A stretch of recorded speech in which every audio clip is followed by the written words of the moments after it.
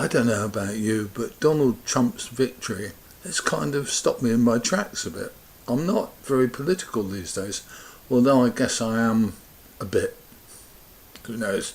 But I must say I like watching the stuff now, and I enjoy American politics a lot because it affects us, but only in fairly specific ways.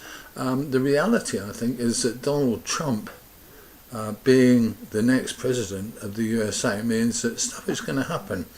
Changes are going to happen. Some of those we may not like, and some of those, I think quite a lot of them really, aren't going to affect us too much.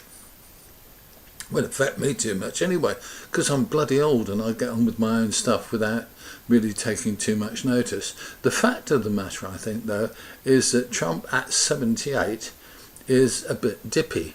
I think I'm a bit dippy, to be honest with you, at 78, because I'm the same kind of age that he is. The thing that gets me about dear old Donald is, in fact, that he's kind of lost it on a fairly permanent basis.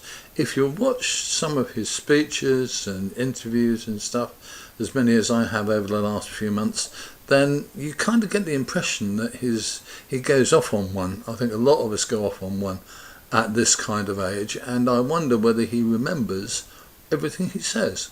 I don't think he does, and I think the interesting bit is going to be how things go once he kind of gets into the hot seat.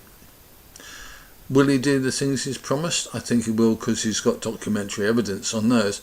But will he try and do a lot of other stuff? I suspect, yeah. And I suspect some of it is going to be off the main beam of what people, his voters, his electors, really want.